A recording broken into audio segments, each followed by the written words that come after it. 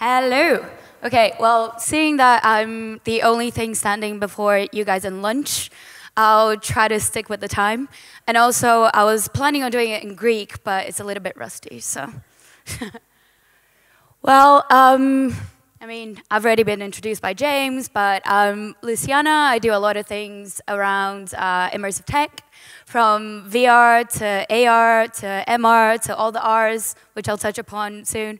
But I have the pleasure and the honor of working with this company called Rewind. So we're a number of creative technologists that look to bettering people's lives and people's work lives. So we work with studios, brands, agencies on anything from CGI and VFX to sort of launch PR activations to big VR room scale projects. And we've worked with a couple of these names, so you know, some good people there. And I think the easiest way is to show you what we do.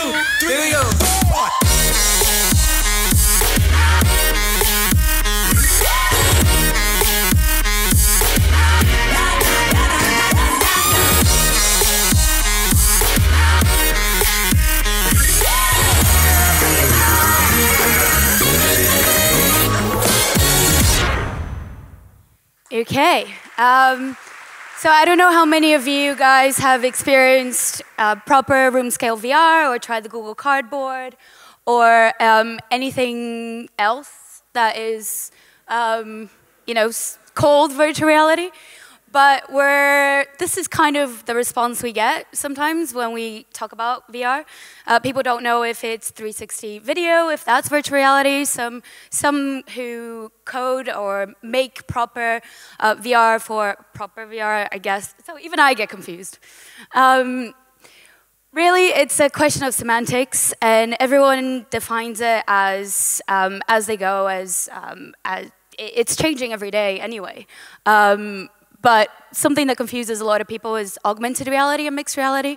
Augmented reality is often through a phone or an iPad or through a screen, whereas mixed reality is through a headset. So that's the Microsoft HoloLens or the Meta. And we're going to see all of this take off to an nth degree. Microsoft patented DR, which is direct reality. God knows what that means. And we've also got RR, which is real reality. I mean, just because we don't have enough Rs.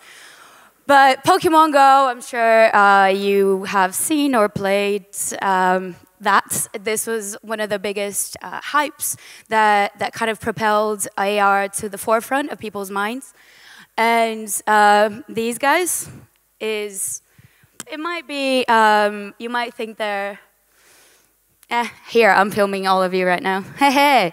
But you know, some people think it's gimmicky, and one of the things that I want to talk to you about is really where the industry has evolved from sort of hype. I mean, 2016 was meant to be the year of VR, and now I'll be focused in VR and RR because that's where we are. But I think it's really interesting to see where we've gone from first mover advantage and people experimenting a lot. So there was a lot of trial and error, and even us ourselves were just, you know, actually just throwing everything against the wall and seeing what stuck.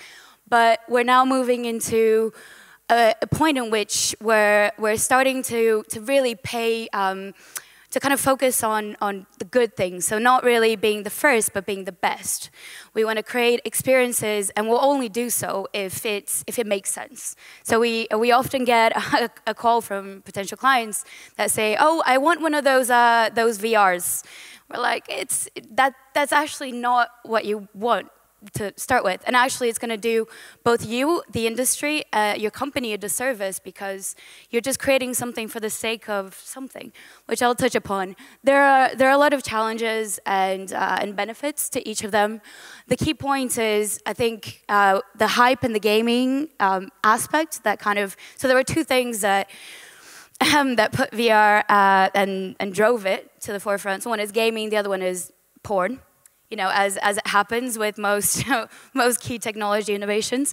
But awareness, it's actually people who have had some kind of interaction with VR has grown immensely, and Google search has shown that people have been searching, 4 times every year as much.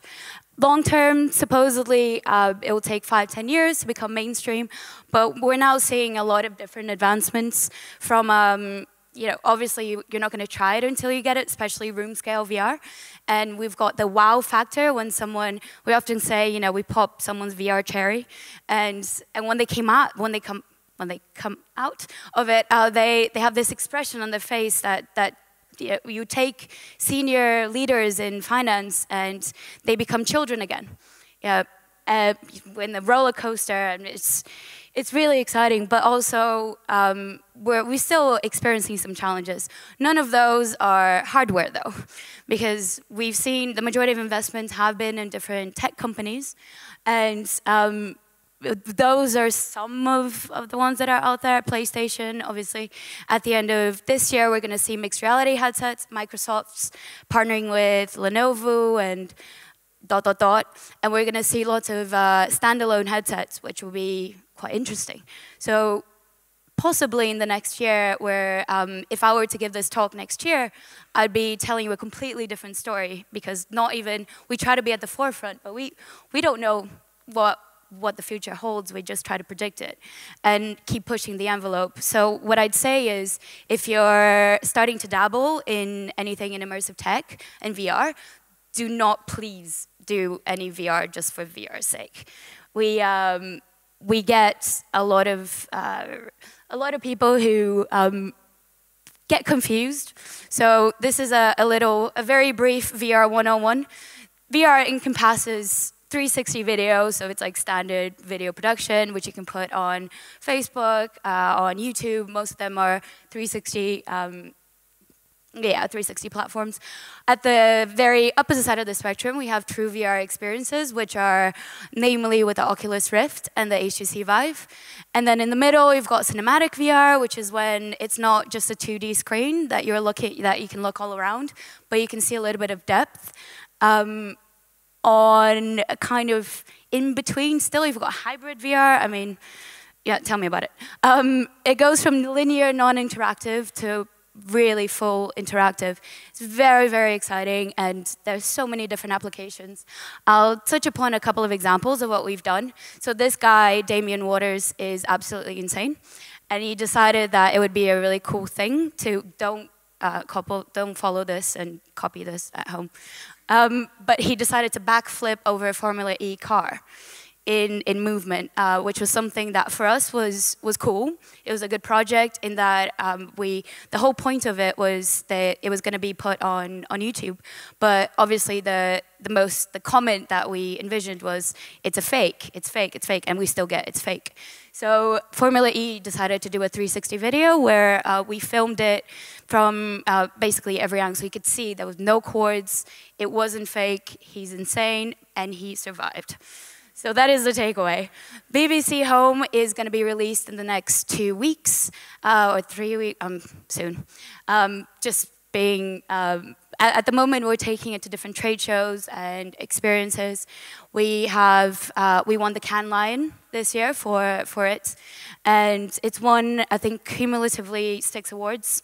It literally is walking into space. So we used a little bit of AI, and you've got someone in your ear who's telling you what you need to do, and we measure by metrics as well. So depending on what you're doing, you're basically given a mission in the International Space Station to save it. It's super cool, very interactive. We worked with NASA astronauts who even said that the simulator that we built was better than NASA's. So that's a pretty good achievement. Then Ghost in the Shell was something that we had a lot of interesting takeaways, given that the movie had a lot of white backlash.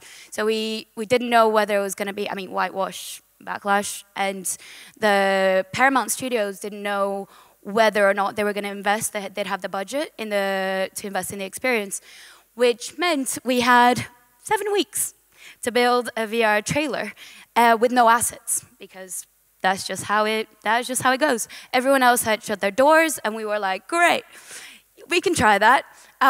We ended up taking everything, rebuilding the assets from the trailer, and from literally the normal video trailer. And we would say a key takeaway is have time, plan ahead, and work with your clients to understand that 7 weeks is not that much time to build all these things. The Oculus Rift was the one that they came to us and said, we want to build a VR trailer on Oculus, and we said, great, but actually, don't be afraid to push the envelope, like some of the other speakers said. Really take it to the next level, and we decided to do that, even though we only had 7 weeks, which was, we'll actually do a Gear VR, because, and that one is the most popular headset, so they had 50K, more than 50,000 downloads in the first 48 hours. And Facebook 360 was this is like the mass distribution, the mass appeal.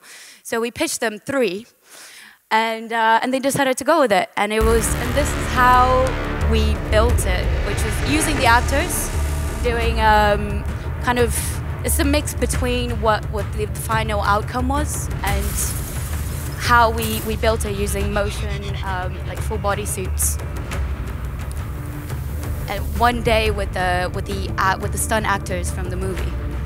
It was absolutely insane, but very, very cool.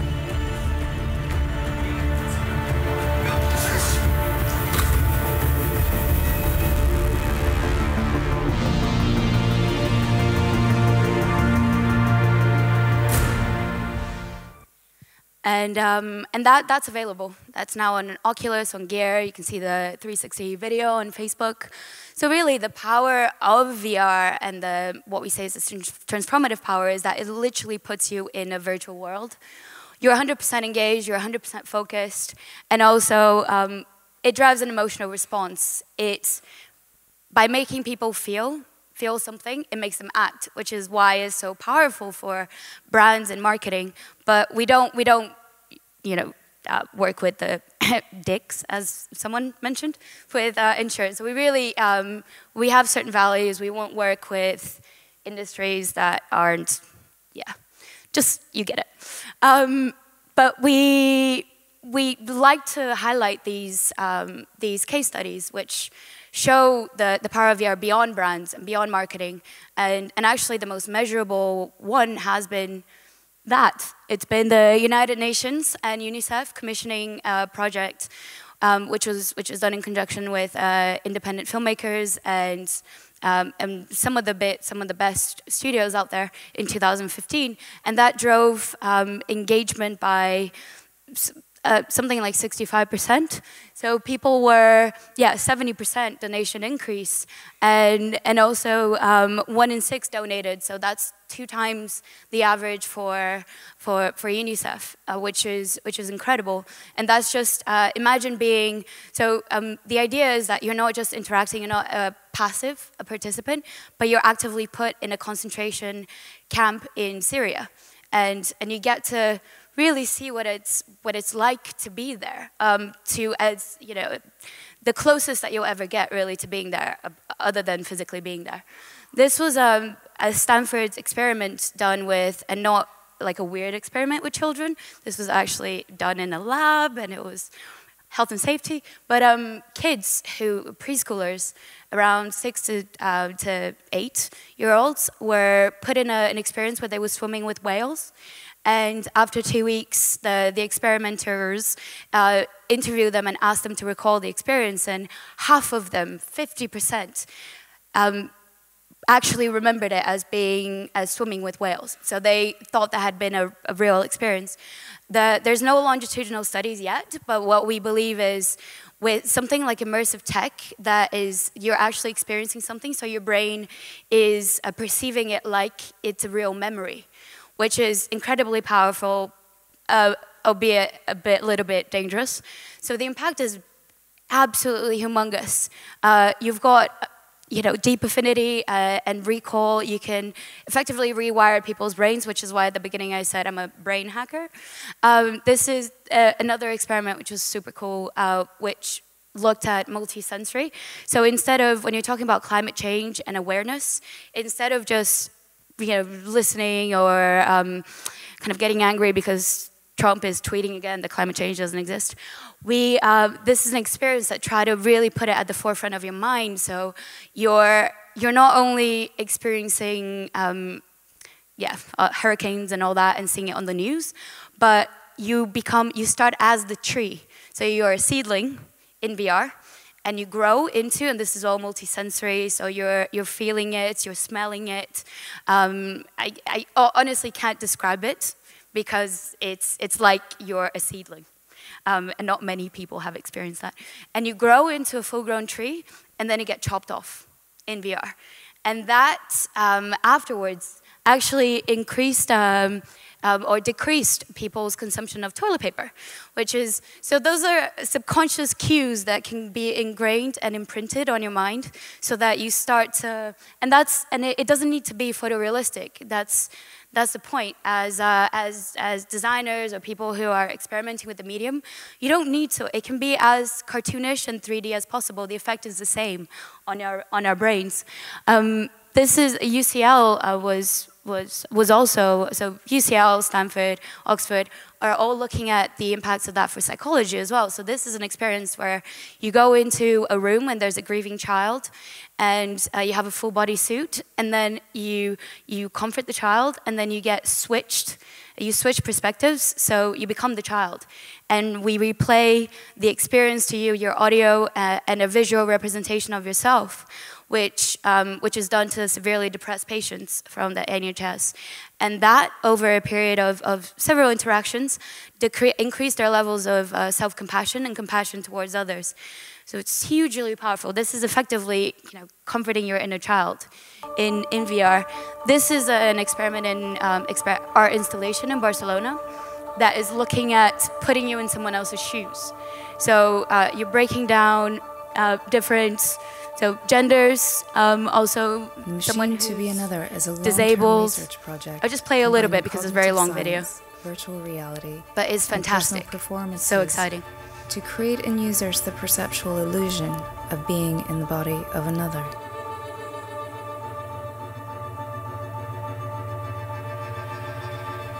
Be Another Lab created this long-term project in seeking ways to better understand ourselves through understanding the other.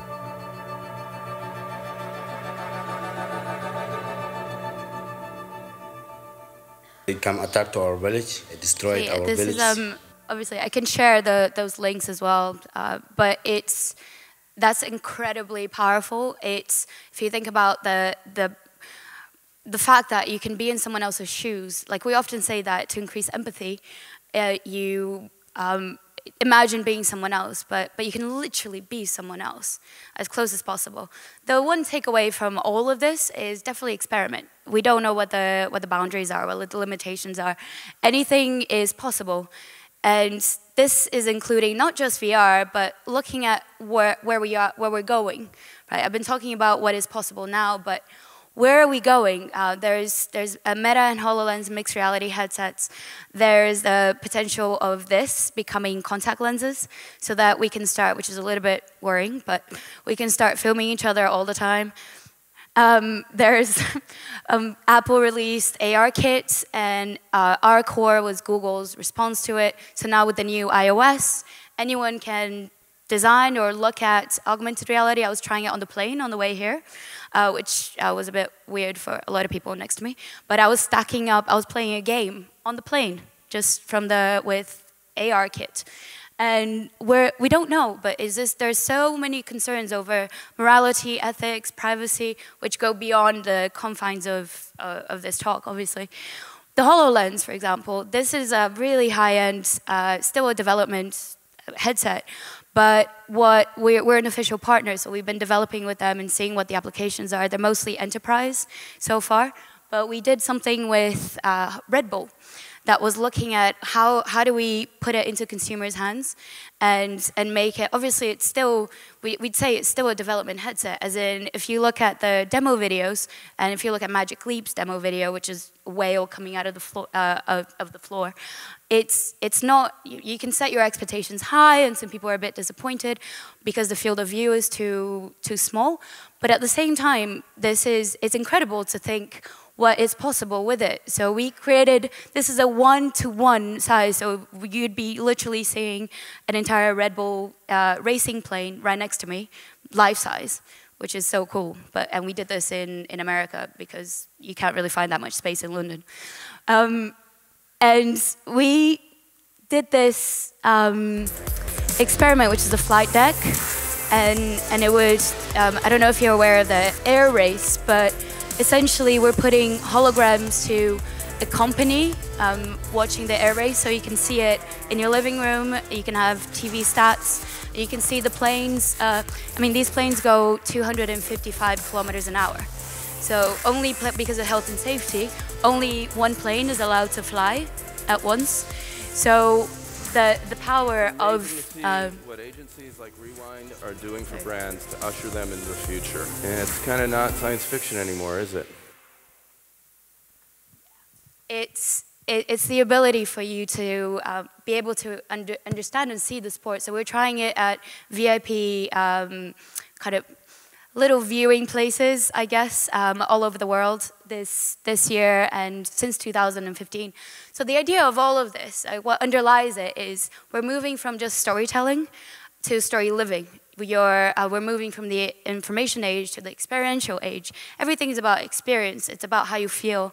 And there are barely any boundaries as such because we're such a new industry. But one of the really cool things that we can, I keep saying cool because there's no other word to kind of to define what it is. And this is looking at going beyond. I'm a big advocate of VR for good, of it having a social impact, of doing stuff like this, which is putting Trump supporters and Hillary supporters in each other's places and understanding what they're feeling, what they're thinking, which obviously increases empathy and gets us all to understand each other, especially given that now we've got echo chambers and Facebook is just being Facebook and Twitter is Trump, really. Anyway, key takes away. I'll stop talking about Trump. Key takes away. It's all about authenticity in when you're doing anything, but obviously with VR, it's not VR for VR's sake. It's about purpose. We're purpose-driven, and we believe in an industry that's not just augmenting things for the sake of it, but is driving it. There's a real value in having, say, AR displays here where we can see information about each other, or and that's going to eventually, from the enterprise, it's going to channel out into our daily lives. And as creators and designers and makers, we've also got, with great power comes great responsibility. So we're looking beyond that at the ethical implications of what we do. And this idea that you can rewire people's brains, that's incredible, but very dangerous. So really, I firmly believe we should be focused on building bridges and not walls. And if you want to hear more about the work we do or have a chat, I'll be available all day. Thank you. Thank you very much, Luciana. Just 2 minutes, there's a couple of questions for you on Twitter.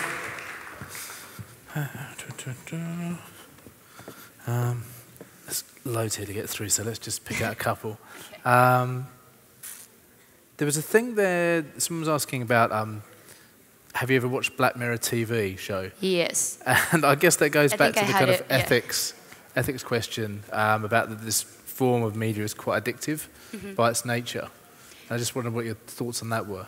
Yeah, there's a lot of controversy over. So if you think about VR, and it's and one of those episodes of Black Mirror where they're all all cycling and they're basically in their own little caves and their own little worlds. Yeah. That's something that is I think is kind of just like any technology where we have the worst case scenarios. But I think in the same way that it can be isolating, and it's not really, it's got a specific purpose. So I don't think we're going to be walking around in the metro or the tube with VR headsets, because that's not what we envision. Yeah. Okay, great. And there was one more question here. Black Mirror is great, by the way. I'm going to pronounce this wrongly, sorry. Kiros Vogiat-Zuluglu. There we go. That was definitely wrong. Your Greek is rusty too. Yes, yeah, pretty non-existent. What's your dream VR project? Oof! Wow, that's a really good question. I am fascinated about the cognitive behavioral change that can come out of VR, and especially given that, and this will become a little bit personal and deep. So this like we're in a TV. But anyway, my grandma has motor neuron disease. And people in my family have bipolar disorder, so I'm really curious into how those applications by UCL and Stanford are looking at mental health and cognitive change, so we can stop or somehow help dementia patients, Alzheimer's, and reverse that using VR. That would be my dream project. Is there research going on into that at the moment? There is research, yeah. Okay, and fantastic. I'm as much as possible contributing and collaborating with them. Fantastic. That's very inspiring. Thank you very much.